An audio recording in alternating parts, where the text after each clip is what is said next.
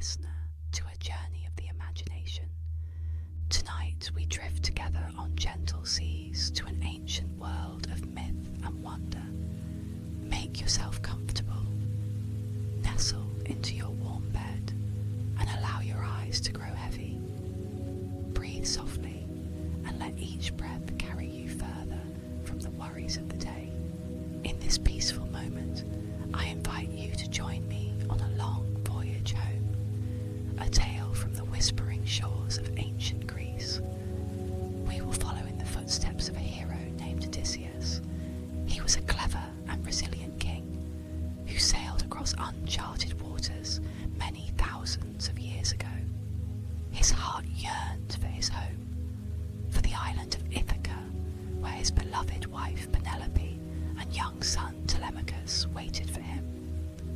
Together we will share in his longing and hope as he journeys through strange lands and faces both wonders and trials. But do not worry, tonight our telling is a gentle one. Like a lullaby carried by the tides, this story will ease us softly from adventure to adventure, always returning to the quiet hush of the sea at night.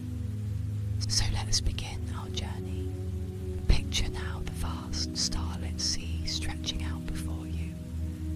The water is dark and calm, murmuring in a language as old as time. Above, a velvet sky is sprinkled with countless stars, each one shimmering like a tiny beacon of hope.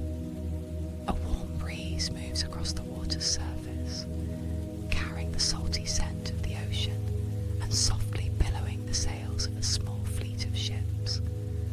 On the largest of these ships stands Odysseus, a weary yet determined figure gazing into the distance.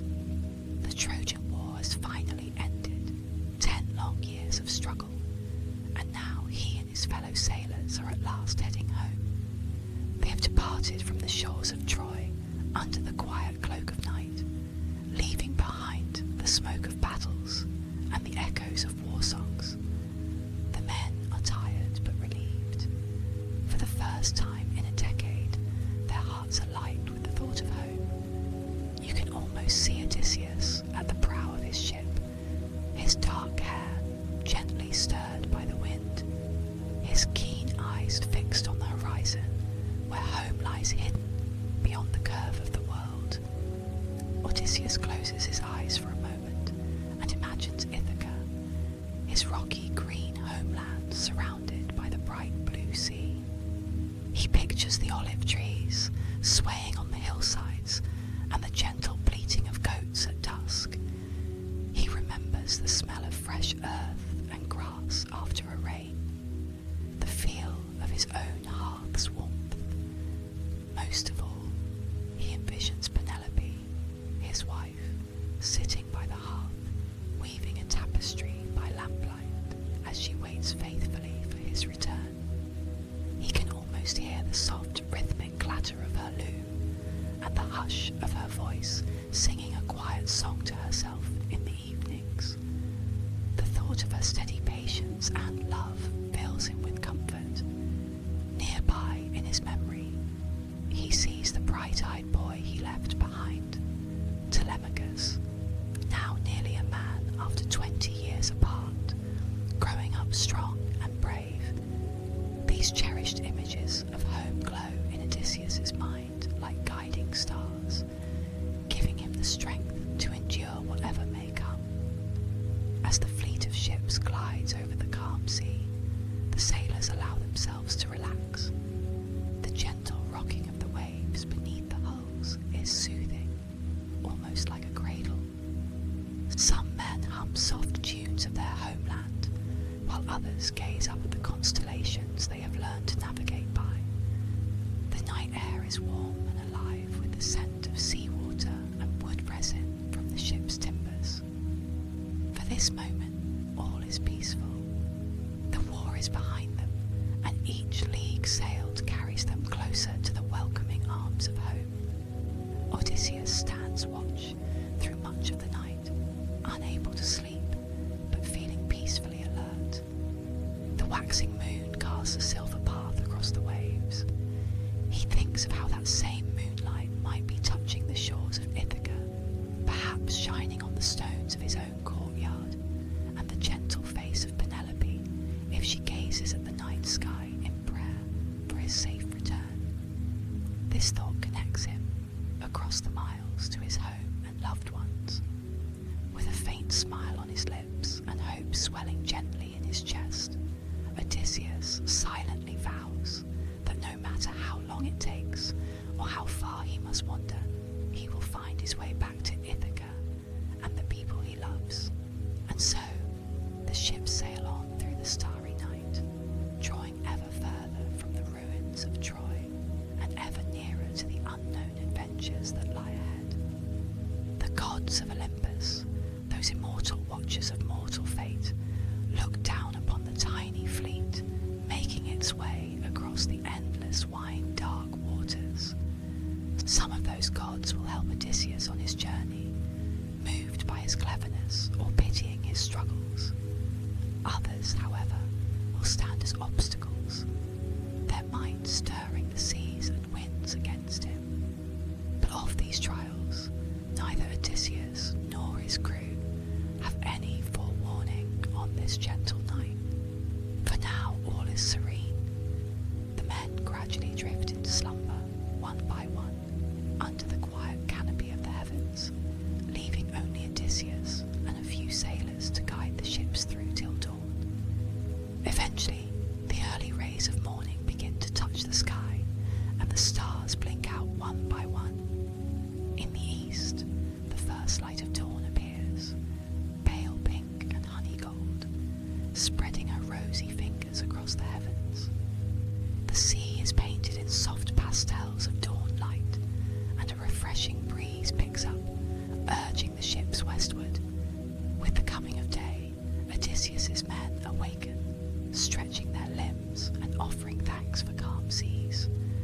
They do not know what this new day will bring, but they trust in their captain and in the favour of the gods. Odysseus offers a quiet prayer to the gods of the sun and wind for smooth sailing and safe passage. His voice is low and reverent as he asks for guidance, yet across the rolling waves, his words are carried into the morning air. The fleet sails steadily on, maintaining its course for Ithaca. For a time, fortune seems to smile on them. By midday, they sight the hazy outline of a coastline in the distance. Thinking it a friendly land, or perhaps simply curious, they decide to come ashore. Unbeknownst to Odysseus and his men, this is the beginning of the first of many trials, each a step along that long, winding road home. As their keels scraped gently onto the sandy shore, Odysseus and his crew disembarked on this unknown land. The coastline was lined with low dunes and sparse shrubs bending in the breeze. A cluster of simple huts and a small village lay not far from the beach, indicating that people, perhaps friendly, perhaps not, made their home here. These were the lands of the Cicones, allies of the Trojans whom Odysseus had fought in war. But to the weary sailors, it simply appeared to be a place to rest and gather provisions. At first, the village seemed quiet in the midday sun. Odysseus and his men, still flushed with the pride of their victory at Troy and eager for supplies, decided to approach. They hoped to trade or take what they needed, for hunger and weariness had begun to gnaw at them. The Cicones, however, were not pleased by the arrival of these armed strangers. A confrontation erupted as Odysseus's men pushed into the village. The encounter that followed was brief but fierce.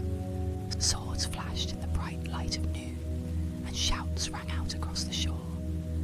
Odysseus and his warriors, emboldened by their recent triumphs, quickly overpowered the Cicones at first, seizing food and treasure in their haste. But victory turned out to be short-lived. In their eagerness and overconfidence,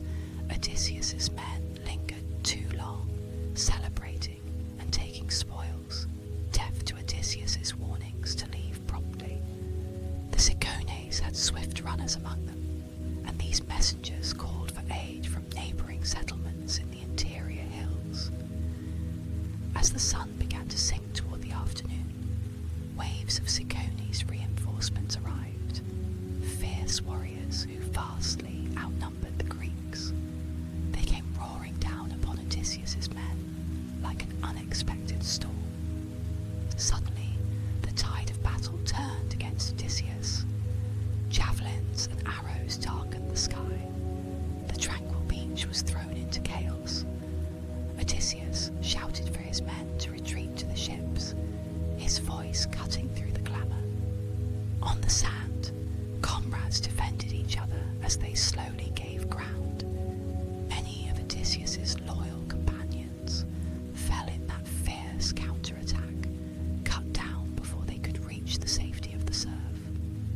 For every ship under Odysseus's command, 6 men were lost on that sorrowful day, never to see their homeland again.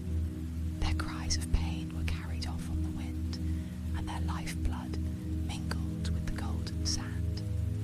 Odysseus fought bravely to protect his men, but even he could not turn aside the overwhelming surge of the Cicones' reprisal. Heart heavy with grief and regret, he gathered the survivors and rushed them back to the boats. Under a darkening sky streaked with red, the Greeks pushed their ships off the blood-stained shore, rowing frantically to escape the rain of spears. With great effort, they cleared the beach and made it back to open water. A profound silence fell among the crew as the distance widened between themselves and the land of the Cicones. They had escaped with their lives, but at a terrible cost. As the last light of sunset faded, Odysseus looked back at the shoreline, now receding in the twilight. Smoke curled up from the village where the battle had raged. The king of Ithaca felt a deep ache in his chest, remorse that he had allowed pride and rashness to endanger his men. Softly, he spoke words of comfort to those around him, and words of mourning for those who would sail no further. The sea had not claimed them, but the violence of men had. Night fell, and with it came a solemn calm. The fleet drifted in mourning. Odysseus's crew performed quiet rites on deck for their fallen friends, pouring a libation of wine into the sea and praying that the souls of their comrades find peace. Odysseus himself gazed up at the stars, his eyes wet with tears that he let fall unashamed. Each star, he thought, might carry the spirit of a hero among them, watching over those who remained. In that hushed starlit vigil, the men learned a hard lesson in humility and prudence. No longer were they simply triumphant warriors. They were weary travellers at the mercy of the elements and the gods. In the still hours before the next dawn, they set their sails once more, eager to leave the bitter memories of the Cicones behind. A gentle wind picked up from the east, and the ships slipped quietly away from those hostile shores. Odysseus hoped to put great distance between his men and any more dangers that might follow from that place. But the grief in their hearts was not so easily left behind. It hung in the cool pre-dawn air as a sombre hush, only the soft creaking of the ship's ropes and the lapping of waves against the hull breaking the silence. When the sun rose, painting the horizon in soft pinks and gold, the men were already far out to sea again. Exhaustion overcame many of them. One by one, they collapsed against coils of rope or laid down their oars to rest, drifting into a dream-haunted sleep. Odysseus, though equally weary, remained at the helm, letting his crew recover. He understood that the journey had only just begun, and many leagues still lay between them and Ithaca. As the morning light grew brighter and the memory of the previous day's battle slowly receded behind them, like the fading shoreline, he allowed himself a faint worst was over. But the whims of fate can change as quickly as the winds over the sea. By midday, heavy clouds began to gather on the horizon, swallowing the gentle blue of the sky. The breeze that had been their ally turned capricious and started to gust more strongly, whipping up white foam on the waves. Odysseus frowned as he sensed a sudden shift in the air, a chill that prickled his skin. He knew that storms on the open sea could rise with little warning, especially if the gods willed it. As if in answer to his unspoken fears, a distant rumble of thunder rolled across the heavens. The sea, which had been so calm that morning, heaved restlessly now. The sun vanished behind a thick curtain of clouds, and a premature twilight fell upon the day. Odysseus shouted for his men to wake and take up their positions. Drowsy sailors scrambled to pull down the sails before the mounting gale could tear the cloth to shreds. Others manned the oars, preparing to battle the coming swells. With practiced hands, they secured anything that might be washed overboard. Zeus, king of the gods, had taken note of the Greeks' cruel pillaging of the Cicones, a breach of the sacred laws of hospitality and fairness. In his wisdom and wrath, he now sent forth a great storm as chastisement and as a test. The north wind came howling down upon Odysseus's fleet, a wild banshee wail that flattened the waves into ragged, angry crests. The ships were tossed about mercilessly.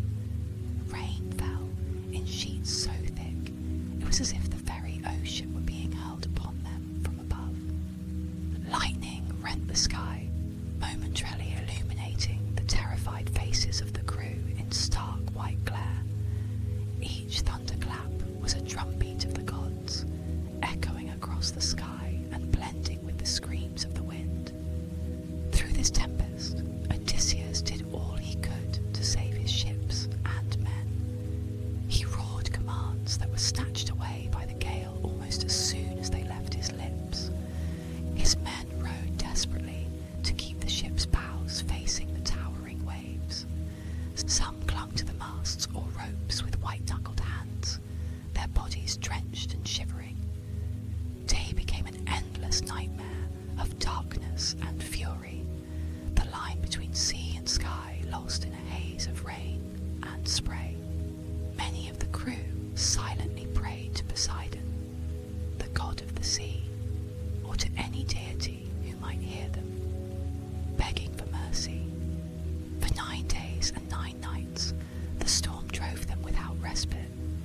The fleet was blown far off course, spinning helplessly on the vast expanse of the ocean.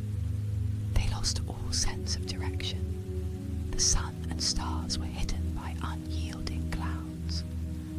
All the men could do was hold on, riding out each monstrous wave as one rides out a wave of fate. Odysseus himself lashed his hands to the rudder to keep from being washed overboard, refusing to abandon his post. Throughout the ordeal, he thought of Ithaca, of Penelope and Telemachus, and the thought kept him strong like an anchor for his spirit. If the gods meant to test him, he would endure every trial, no matter how harsh, to see his home again. At long last, on the 10th day, the storm began to break. The winds that had screamed so fiercely fell to a mournful moan, then to silence. The towering black clouds began to thin and disperse, revealing a sky of pale grey. With the dawn of that 10th day, the rain ceased and a fragile calm descended. The sea, exhausted by its own rage, gradually settled from mountainous swells to gentle undulations. Waterlogged and weary, the crew emerged from whatever shelter they had found aboard the battered ships. They looked around in disbelief at the quiet sea and the unfamiliar waters they had been driven into. Though soaked and shivering, each man felt and see the light of dawn once more. Odysseus slowly untied the rope binding him to the rudder and stretched his stiff limbs. Every muscle in his body ached, and new scars and bruises marked him from the storm's onslaught. Yet, as he scanned the horizon, his eyes found something new. A coastline not far off, its cliffs and shoreline still hazy in the early light. It was not Ithaca, nor any place he recognized. This was another strange land, one they had never intended to visit. But their provisions were nearly spent, and his men were exhausted. They needed water, food, and rest. Gently, Odysseus spoke to his crew, praising their courage through the storm and informing them of the sighted land ahead. With a few hopeful glances and murmurs, the men took up their oars once more, steering their beleaguered ships toward this shore, praying that it might offer the respite they so desperately needed. Little did they know that on this peaceful-looking island, another challenge awaited, one not of brute force or raging nature, but of beguiling sweetness and forgetfulness. The weary voyagers were about to encounter the land of the Lotus-Eaters, and the next chapter of their journey was about to unfold, as softly and strangely as a dream. The ships glided onto the shore of this new land with a gentle whisper of surf. This place appeared entirely peaceful.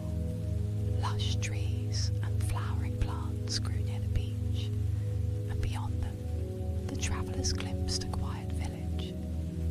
The air itself was sweet and warm, filled with the fragrance of blossoms and a distant, comforting hum, almost like bees buzzing in clover, or perhaps the gentle murmur of contented voices.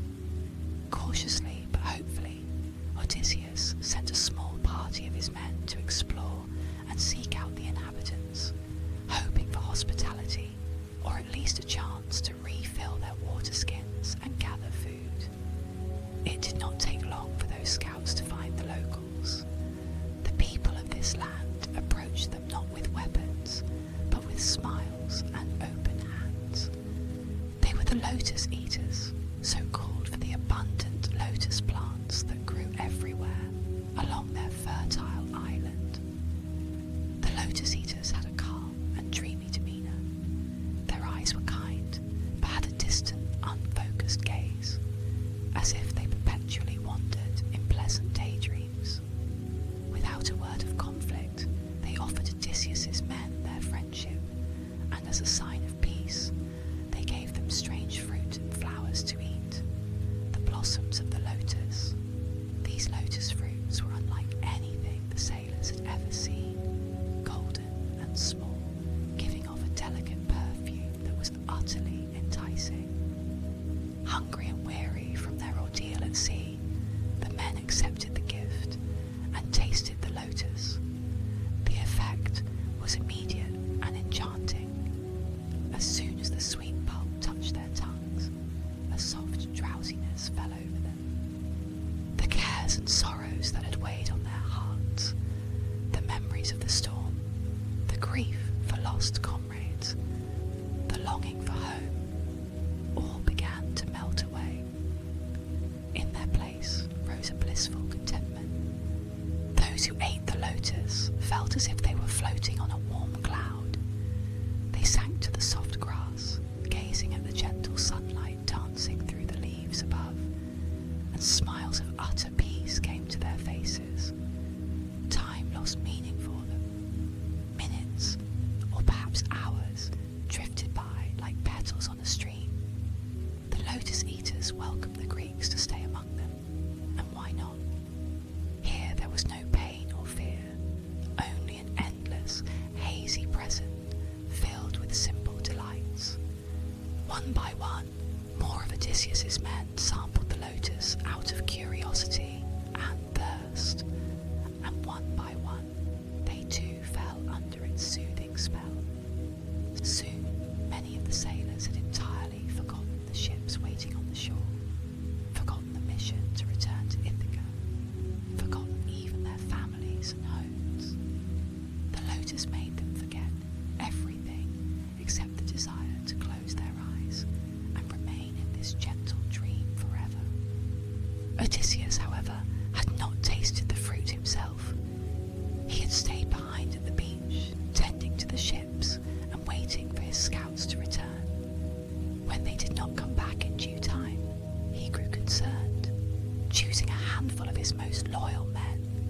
Odysseus set out to find the missing scouts.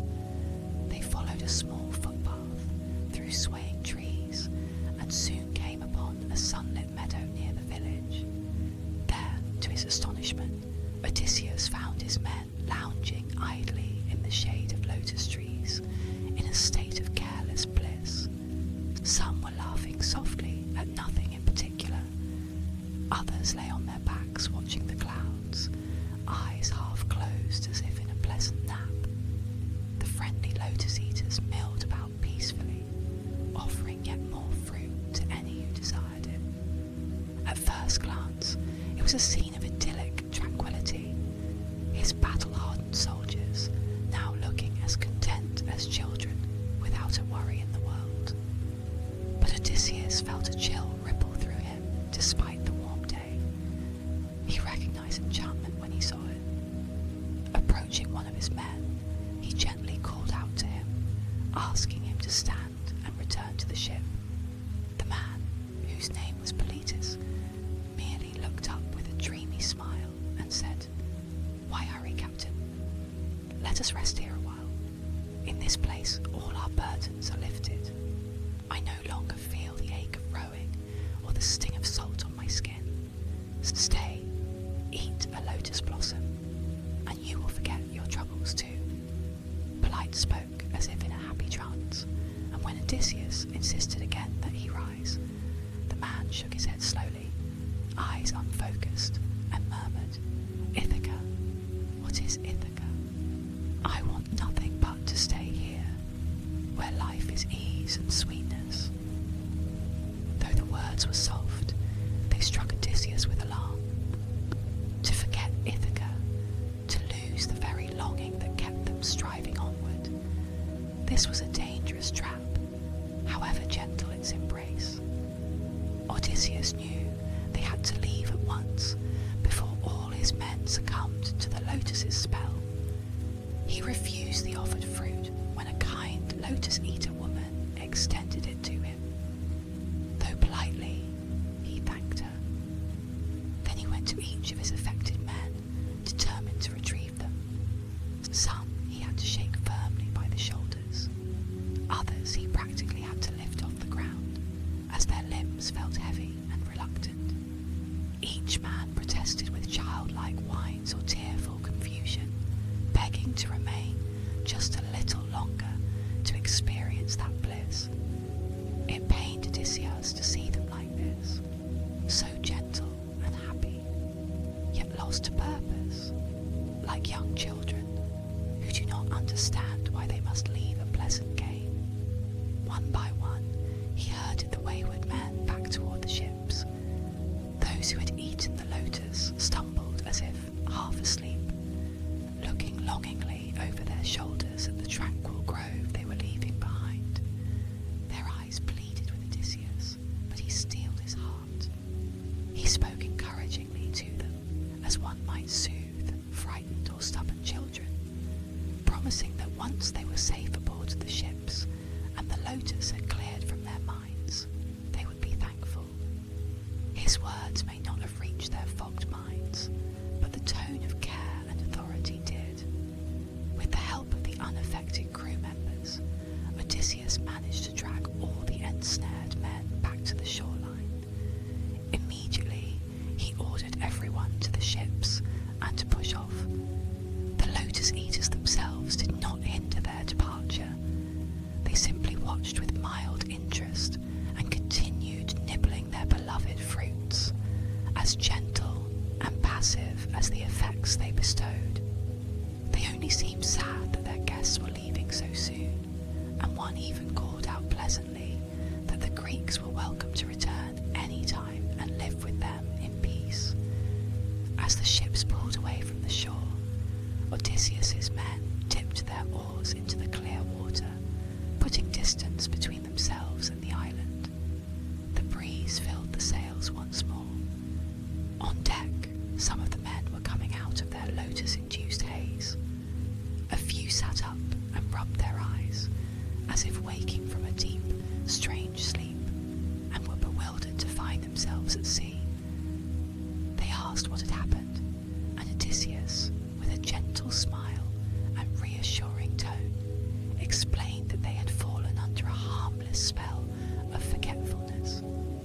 He reminded them of who they were: warriors of Ithaca, fathers, brothers, and sons with families awaiting their return. He spoke of Ithaca's green hills and of their loved ones who every day scanned the horizon for a sail. As he described these things, the men's eyes gradually cleared, and tears of gratitude formed when they realized that Odysseus had saved them from abandoning their lives and memories. A soft sadness fell over those who had eaten the lotus, as they fully understood how close they had come to losing themselves. One or two wept quietly, not out of misery, but out of relief and homesickness reawakened in their hearts. Odysseus comforted them, saying kindly, "Do not grieve. The lotus was a gentle temptation, but it could not keep us, for our resolve to go home is stronger." The men gathered around their captain and thanked him, their voices earnest, but still hushed by lingering drowsiness. Thus, Odysseus and his crew escaped the land of the Lotus-Eaters, carrying on their voyage, renewed in purpose. The incident served as a reminder of why they endured these trials, because the love of home and family, though it comes with pain and longing, is worth more than any false bliss that would erase those precious ties. As the island grew small behind them, and the open sea stretched out ahead once more, Odysseus allowed his men a short rest, for they were emotionally drained. The gentle sea breezes and the steady rhythm of the waves against the hull soothed away the last traces of the lotus's enchantment. Above, the sun was beginning its descent toward the west, the sky mellowing from bright blue to a softer hue. Odysseus took his place at the helm again, orienting by the sun and the wind, setting a course that he hoped would finally bring them nearer to Ithaca. The crew, fully themselves again, manned the oars with steady resolve. They had survived natural fury and supernatural allure, storms and lotus dreams, and their number was diminished, but their spirit not broken. In the golden light of late afternoon, the fleet sailed on. The sea ahead was calm and seemingly boundless, and the men allowed themselves to believe that perhaps they would have a peaceful night. Little did they know the next test would come soon, rising up from the very horizon they gazed upon. As twilight fell, painting the sky in lavender and rose, they spotted in the distance a new coastline, rugged and mysterious, with high hills and a faint column of smoke rising into the dusk. This would prove to be the land of the Cyclops, and by dawn, Odysseus would find himself face to face with a giant's brute strength, and cunning would become their only shield. With night falling and uncertainty about what lay on that rugged land, Odysseus decided to proceed with caution. He ordered his fleet to find a safe harbour and drop anchor until dawn. They found a sheltered cove nearby, where the waters were calm and a pebble beach allowed them to beach the ships if needed. There, the men took a meagre supper of preserved meat and bread, their thoughts filled with curiosity and a hint of unease about the smoke they had seen. Perhaps it signalled habitation. Could be a village, or maybe just campfires of shepherds. The island was eerily quiet, except for the distant bleating of goats or sheep echoing off the hills. Under a canopy of stars, Odysseus urged his men to get some rest, though he himself remained wakeful, pondering what the new day would bring. At first light, when dawn spread her soft pink glow over the coastline, Odysseus prepared to explore the island. He did not wish to risk all his men, so he carefully selected a small company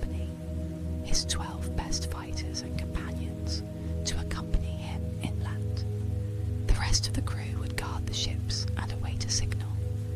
Odysseus's heart fluttered with a mixture of excitement and apprehension as he and his chosen group set out, following a narrow trail that led from the shore toward the hills and valleys beyond.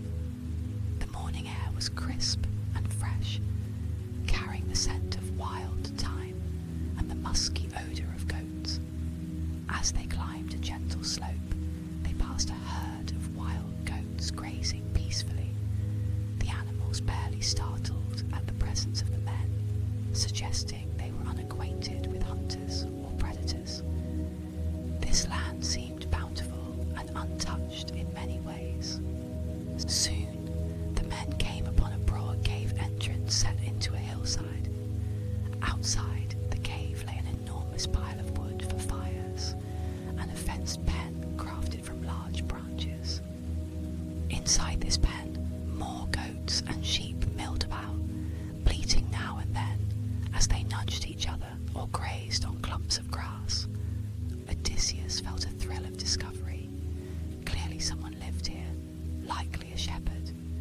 Perhaps this local shepherd could be friendly and offer them food or shelter in accordance with the ancient laws of hospitality, which demanded kindness to strangers.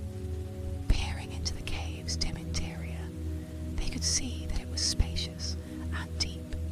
The smell of sheep was strong, and in the gloom they spotted tall shelves laden with cheeses and great pails full of milk, evidence of a pastoral life. Huge leather sacks likely held whey or curd, and racks on the walls dried meats.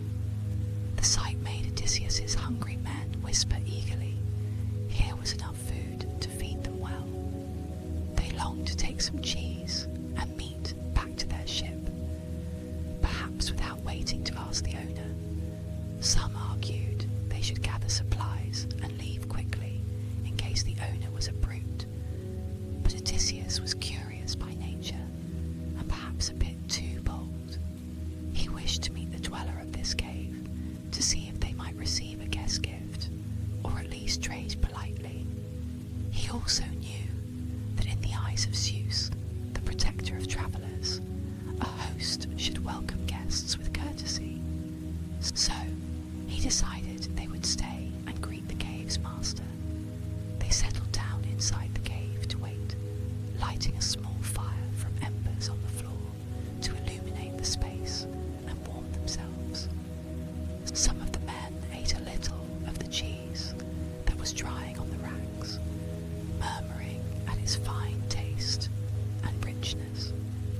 Odysseus allowed this, thinking it a fair sampling that could later be paid for or excused under hospitality. As the day wore on, eventually they heard heavy footfalls and the sound of large animals approaching. The sheep and goats outside began bleating excitedly, rushing towards the pen's gate. Odysseus quickly motioned his men to the shadows of the cave's corners, and they watched with bated breath. Into the broad cave entrance stepped a giant figure, taller and broader than any man they had ever seen. It was a Cyclops, a member of a race of one-eyed giants known to dwell in distant, wild lands. This Cyclops had a single large eye in the centre of his forehead, and his face was fierce and shaggy with a dark beard. He wore a crude tunic of animal skins, and on his shoulder he bore a massive bundle of freshly cut wood for his fire. Driving the flock before him into the cave, he then lifted an immense flat boulder, the size of a great door, which served as a gate, and rolled it across the entrance of the cave with a resounding thud. The stone was so huge and heavy that 20 stout men could not have moved it, and in that instant Odysseus realized that they were now effectively trapped inside the cave with this giant. The Cyclops, whose name was Polyphemus, did not notice the Greeks at first. He was occupied with his routine. He herded his bleating flock fully into the cave and set down the armload of wood. In the dim firelight, the men could see him more clearly now. His single eye was cloudy, and his expression hard. He moved with slow, heavy steps. Polyphemus took 2 large pails and milked several of his ewes, humming a low tune that echoed off the cavern walls, oblivious to the intruders. The men crouched, hearts pounding, clutching their swords, uncertain of whether to reveal themselves or remain hidden. They knew they could not slip past that enormous stone blocking the exit. Odysseus decided it was best to be brave and address the Cyclops in a friendly manner. Summoning his courage, he stepped forward into the firelight. His men behind him held their breaths, hands on their weapons just in case. Odysseus raised a hand in greeting and spoke in as calm and respectful a tone as he could muster, though his voice trembled slightly with the tension of the moment. "Greetings, noble host," he began. "We are travellers from across the sea, soldiers of the Greek forces returning from Troy. We have come ashore seeking refreshment and rest. We throw ourselves upon your mercy and hospitality, as is the custom decreed by Zeus, protector of guests and suppliants. We hope you might grant us the kindness of food or drink, and in return we would offer you due gratitude and any gifts we have to give." At the sound of the human voice, Polyphemus started and swung around to face Odysseus and the others. His single eye widened in surprise at the sight of these small strangers in his home. For a long moment he was silent, studying them in the flickering light of the fire.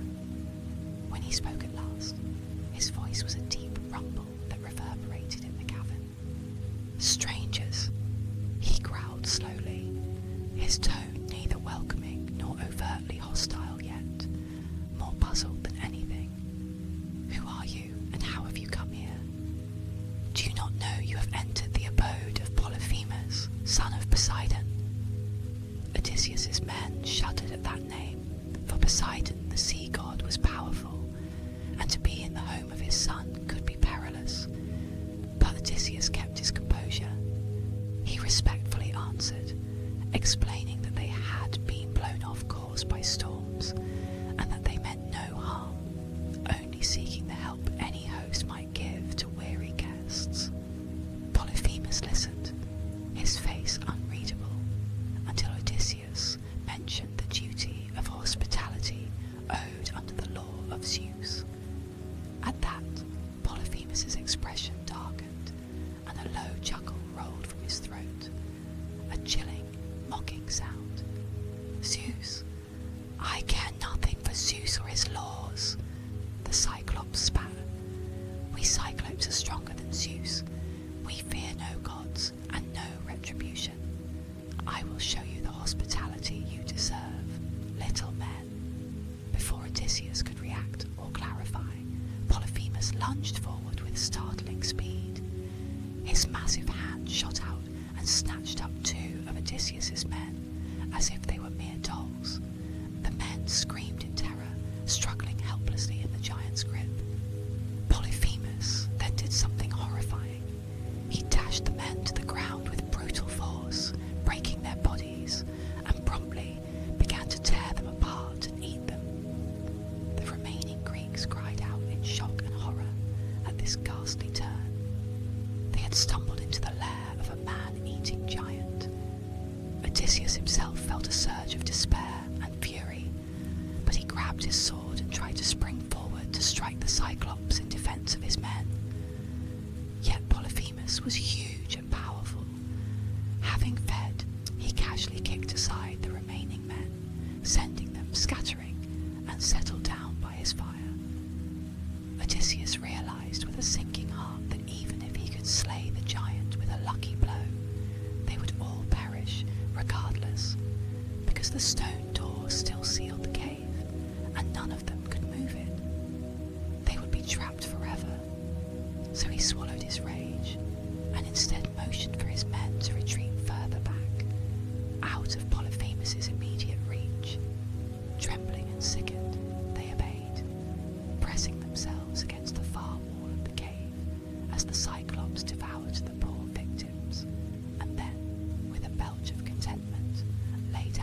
amidst his flock. Soon, Polyphemus's snores echoed like thunder through the cave, while Odysseus and his surviving companions huddled together in the darkness, their minds racing for a way out of this nightmare. Over the course of that long, dreadful night, Odysseus's clever mind devised a plan. He noticed a great wooden club, essentially the trunk of a young olive tree, lying near Polyphemus's bedding of straw. The Cyclops likely used it as a walking staff. It was enormous, about the length and thickness of a ship's mast, but Odysseus thought that perhaps they could put it to use. Quietly, he whispered his scheme to his men, and though their hearts were heavy with fear and grief for their lost friends, they nodded and steeled themselves to follow Odysseus's guidance. At first light, Polyphemus woke with a grumble. To the horror of Odysseus's men, the Cyclops reached out and grabbed 2 more of them, as casually as one might select a morsel of food. Despite their screams, he swiftly killed and ate these as well for his breakfast. Odysseus could only watch, heart clenched in anguish, but he forced himself to remain calm and focused on the plan. Rash action now would doom the rest of them. After this grisly meal, Polyphemus rolled the stone aside to let his flock out to graze. As he did so, he cleverly placed his huge arm across the cave entrance, blocking the way, ensuring none of the humans could escape. Then he sealed the entrance once more with the great stone, trapping the men inside for another day, while he himself went about his business outdoors.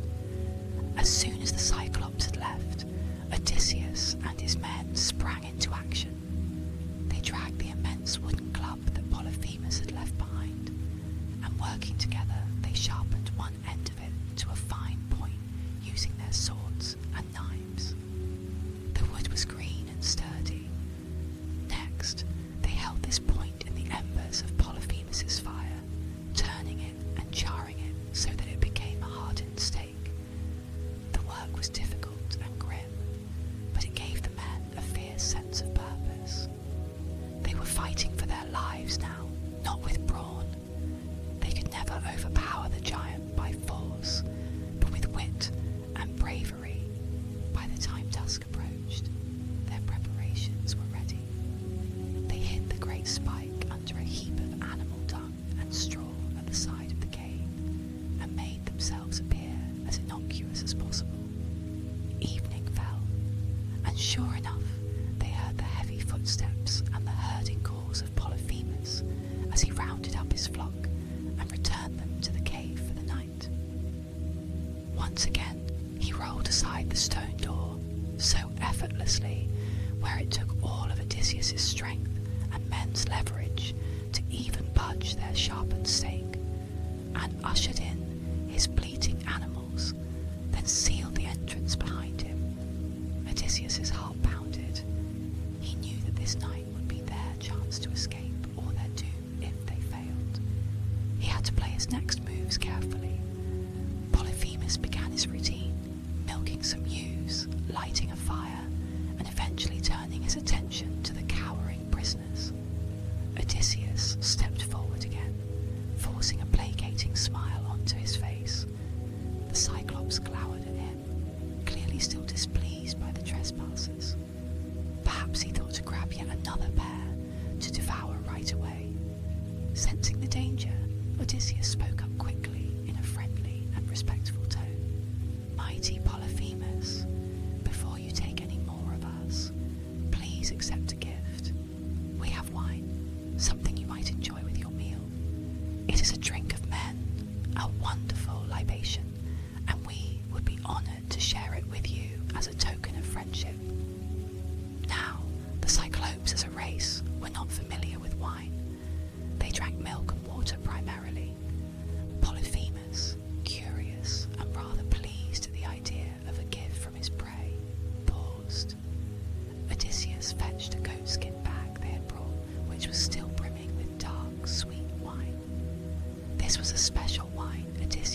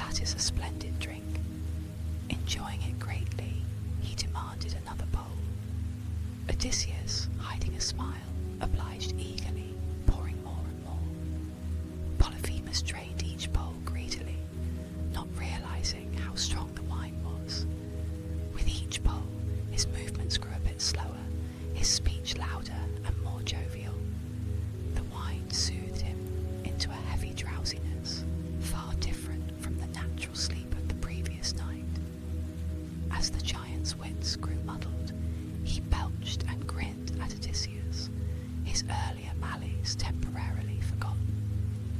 In this drunken geniality, he even asked Odysseus, "Tell me, little one, what is your name? I shall give you a gift for this delicious drink." Odysseus's heart raced. This was a critical moment. Thinking quickly, he replied, "My name is Nobody. That is what everyone calls me."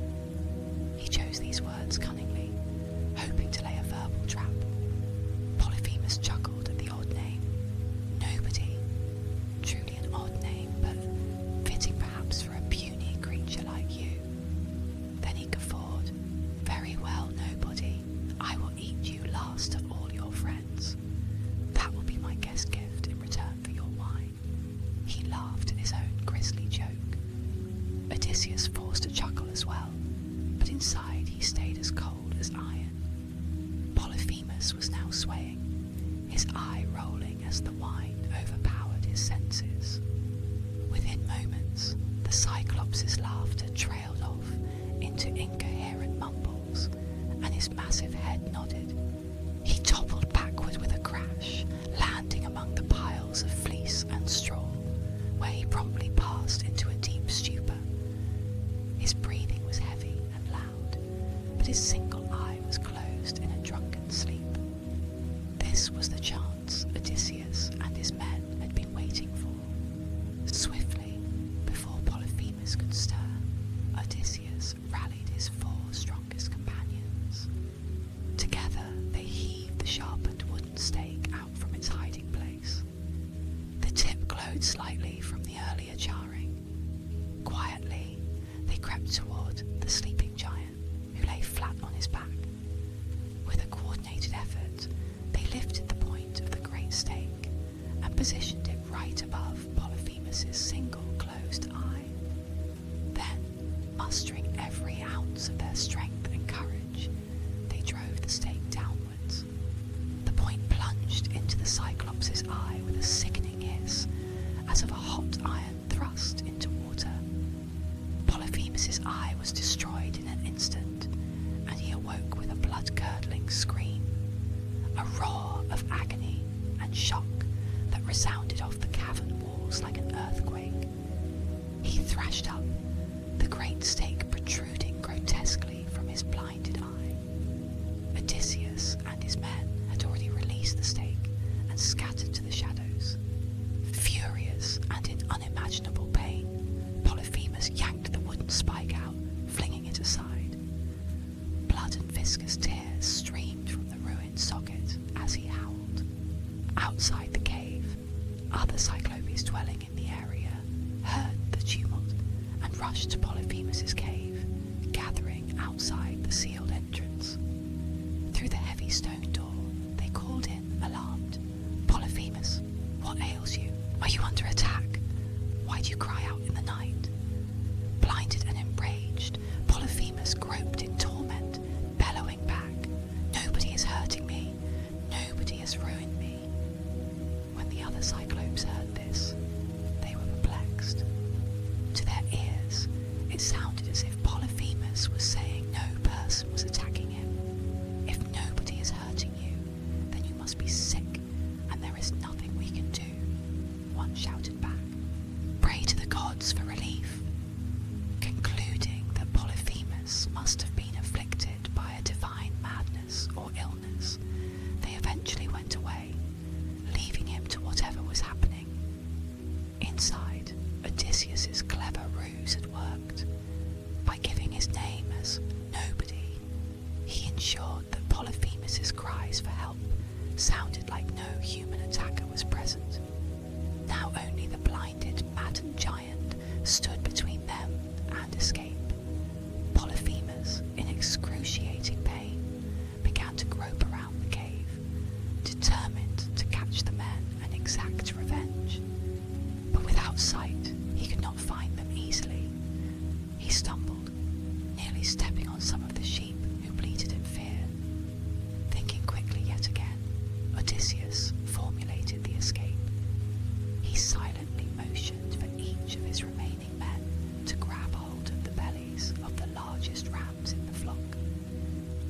strips of leather and rope found in the cave. They lashed themselves underneath the woolly animals, clinging tightly. Odysseus himself found the biggest ram of all, the prize of Polyphemus's herd, a magnificent creature with a thick, shaggy fleece, and he held fast beneath its belly after securing his men. Dawn was just beginning to glimmer at the cave's mouth when Polyphemus, battered and blind, decided to let his flock out to find their pasture. Perhaps, in his cruel mind, he hoped the men might try to slip out with the beasts. He crouched at the entrance and rolled aside the stone just enough for the animals to pass one by one. Determined not to let the humans escape, he stationed himself in the gap and felt each creature that went by, searching for any sign of stowaways. His hands passed along the tops and sides of each sheep and goat, but in his anguish he did not think to feel beneath them. And so, one by one, the rams trotted out of the cave, each carrying a hidden Greek clinging to its underside, hidden by the animal's thick belly wool. Odysseus's heart hammered in his chest as he waited under his ram, which, being the largest, went last. When that great ram came to the entrance, Polyphemus actually paused and spoke to it tenderly, not knowing Odysseus was under it. "Ah, my finest ram," Polyphemus moaned, feeling the creature's back. "Why are you the last to leave today? You never linger behind the flock. You must be worried for me, your master, who suffers so. If only you could speak and tell me where those vile little humans are hiding, I would smash them to bits. But alas, my sweet ram, nobody has hurt me, and I cannot find them. Go on, graze, my brave one. Perhaps Zeus or Poseidon will heal me." With that, he allowed the great ram to pass. Odysseus, clinging beneath, slipped out into the daylight, finally free. Once clear of the cave and at a safe distance, he and his men dropped from the sheep and rejoined one another, embracing in relief and joy. Though they had lost several companions to the Cyclops' savagery, most had survived this deadly trial through Odysseus' quick thinking. They herded the liberated flock of sheep and goats swiftly down the slope towards their ships as they could manage. Taking Polyphemus' livestock was a small recompense for their slain friends. Back on the beach, the remaining crew on the ships were elated and astonished to see Odysseus and the others returning alive, and with a herd of fine animals. But the joy was tempered by sorrow when they learned of the horrible fate of those who did not return. There was no time for lengthy mourning, however. Odysseus urged everyone to embark immediately before the blinded Cyclops could retaliate further. They pushed the ships off from the shore as fast as possible, loading the sheep and goats aboard and taking up their oars. As the vessels moved out into the bay and the distance between them and the shore widened, Odysseus could not resist one last act of prideful defiance. His anger and grief over his lost men boiled in his chest. Standing at the stern of his ship, Odysseus cupped his hands around his mouth and shouted back towards the shore, where the Cyclops' cave mouth was visible. "Cyclops, you cruel!" The journey continued, carrying Odysseus and his crew through many more trials. They gained and lost the favour of the wind god Aeolus. They suffered ambush by the cannibalistic Laestrygonians, losing all ships but one. They found refuge with the enchantress Circe, who turned some of the crew into swine until Odysseus, aided by the gods, compelled her to restore them. A full year they rested on Circe's isle, and by her counsel, Odysseus even voyaged to the land of the dead to seek the wisdom of the prophet Tiresias.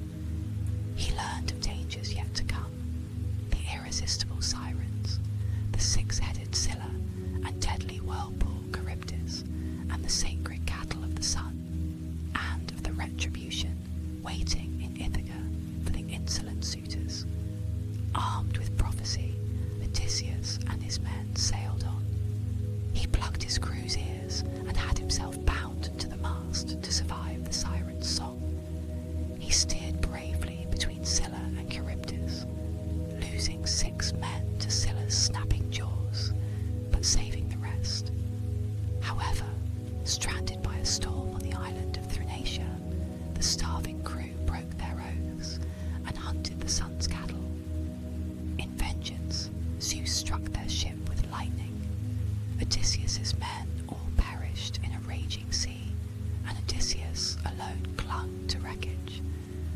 Cast back through Charybdis's moor and spared by fate, he drifted for 9 days until he washed ashore on Ogygia, the paradise isle of the nymph Calypso. There, Odysseus spent 7 long years, cherished by Calypso, who loved him and offered him immortality if he would stay. Yet every day, Odysseus walked the shore, gazing at the horizon, longing for Ithaca. At last, the gods intervened. Hermes brought Zeus's command that Calypso free Odysseus. Though heartbroken, the nymph helped him build a sturdy raft and sent him on his way with provisions and a gentle wind. For 17 days, Odysseus sailed peacefully, only to face one final wrath of Poseidon, who stirred up a tempest to drown him. Ino, a sea goddess, lent Odysseus a magic veil to keep him afloat. After 2 nights of struggle in towering seas, Odysseus spotted the shores of Scheria, the land of the Phaeacians. Nearly dashed on coastal rocks, he prayed to a river god who gentled the waters and drew him safely inland. Exhausted, Odysseus collapsed under an olive tree and slept deeply. In the morning, Princess Nausicaa of the Phaeacians found Odysseus. With kindness and grace, she and her parents, King Alcinous and Queen Arete, welcomed the shipwrecked hero. As a guest in their palace, Odysseus at first hid his name, but when a bard sang of Troy, he wept and finally revealed his identity. Moved by his hardships, the Phaeacians promised to sail him home. And so, one moonlit night, Odysseus boarded a splendid Phaeacian ship. Under gentle oars and enchanted winds, he fell into the sweetest slumber as the ship sped across the sea. Before dawn, it reached the shores of Ithaca. The Phaeacians carried the sleeping Odysseus onto the familiar sand of his homeland and left him there with all the gifts and treasures they'd bestowed, then departed quietly. When golden morning arrived, Odysseus awoke at long last on beloved Ithacan soil. At first, Athena cloaked the land in mist, so he did not recognize it immediately. But she soon appeared to him in disguise, gently revealing that he was indeed home. Joy and relief flooded Odysseus's heart. Together, he and Athena devised a plan to deal with the suitors who for years had plagued his halls, devouring his livestock and wine, and pressuring faithful Penelope to choose a new husband. Athena disguised Odysseus as an old beggar so he could enter his own house unnoticed. One by one, he found allies. The loyal swineherd Eumaeus, who sheltered him. His now grown son Telemachus, newly returned from seeking news of his father, and revealed himself to them with tears and embraces, plotting righteous vengeance. At the palace, none knew the ragged beggar was Odysseus. He endured the suitors' taunts and abuse in silence, biding his time. Penelope, suspecting something special about this stranger, questioned him kindly. He reassured her that Odysseus was near. That night, the old nurse Euryclea discovered Odysseus's identity by a scar on his leg, and he swore her to secrecy until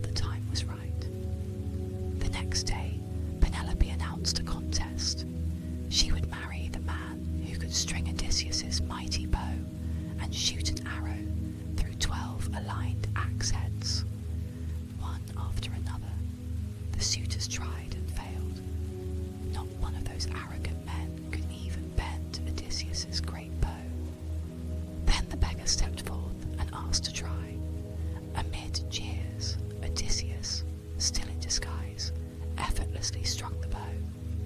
In one fluid motion he aimed and fired an arrow straight through all 12 axe rings. Thunderstruck, the suitors watched as the old beggar threw off his rags and stood tall and fearsome. Odysseus had returned. With a voice like thunder, he proclaimed their doom for their insolence and treachery. Panic seized the suitors, but too late. They had no weapons, for Telemachus had hidden them all. Supported by Athena's power, Odysseus and Telemachus, along with a couple of loyal herdsmen, fell upon the stunned suitors. A fierce battle erupted in the great hall, but it was swift. By the end, every last suitor lay fallen, and the long outrage in Odysseus's home was purged at last. Now at last, Odysseus stood on his own threshold, victorious and vindicated. He looked around at the familiar walls and the faces of his loyal servants, and he let out a long breath. It was done. His home was his again. Euryclea rushed to tell Penelope that her husband truly was home and had reclaimed their house. Penelope, ever cautious and wise, descended the stairs. There across the hall stood a man who looked like Odysseus, but she needed proof that this wasn't a trick of the gods. So Penelope tested him with a secret only they shared. She gently suggested that his bed be brought out for him to sleep on. The very bed Odysseus had built with his own hands, carving it around a living olive tree. At this, Odysseus smiled and protested that it was impossible to move the bed, for a great rooted olive trunk made one of its posts. Hearing him speak these cherished details, Penelope knew at last this was truly her husband. With a cry of joy, she ran to him and threw her arms around him. Odysseus held Penelope close, tears of happiness in his eyes. After 20 long years of war and wandering, hardship and heartache, he was finally in the embrace of the woman he loved. Penelope wept tears of relief into his shoulder, whispering how her days and nights of worry were over.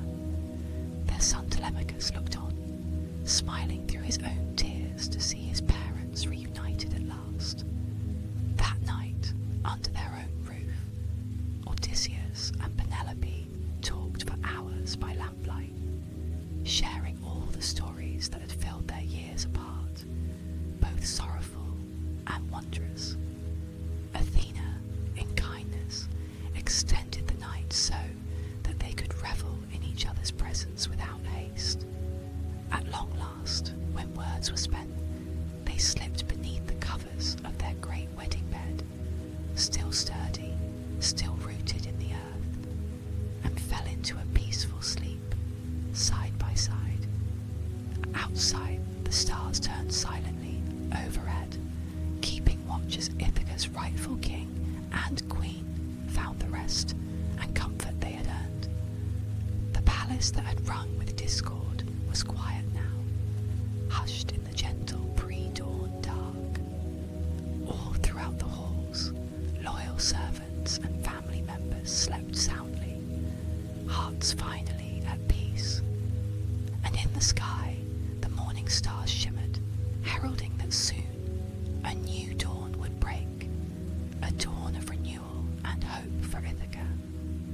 Now the long journey of Odysseus has come full circle. After storms and sorrows, he found safe harbour in the arms of those he loves. His cleverness, courage, and endurance carried him through every darkness into the warm light of home. Here ends our gentle telling of that epic voyage. In the quiet that follows, imagine the seas calming and the stars watching over a world where right has been restored. Odysseus sleeps at last in his own bed, breathing easily his side and the trials behind him. The same soft night breeze that drifts through his olive trees now whispers around you, inviting you to lay down the burdens of your day. Feel the comfort of your own bed as a safe island after a long voyage. You have travelled far in your mind, and now it is time to rest. Let the images of winds and waves recede. Feel the gentle tide of sleep rising to carry you. Just as Odysseus, after all his struggles, finally closed his eyes in peace, you too can surrender to the calm night, knowing you are home and safe. Your breathing is easy and slow, like the lapping of calm waves on a familiar shore. The journey is over, and everything is quiet. In this stillness, you can drift and dream, cradled by the promise that dawn will come gently, bringing a new day full of hope. Odysseus and his long journey home have become a soft memory, a lullaby of courage and longing that ends in joy. Let that joy and peace settle over you. In your mind's eye, see the golden lights of home shining in the distance, welcoming you. Feel the embrace of comfort around you, like Penelope's loving arms, welcoming Odysseus. Now, dear listener, allow yourself to drift into a deep and gentle sleep. All is well. You are safe, you are warm, and you are exactly where you are meant to be. Like a ship that has reached a friendly harbour after long travels, you can finally rest. May your dreams be sweet and your heart be calm. The stars overhead keep their watch, and the troubles of the day have faded beyond the horizon. It's time to let go and float softly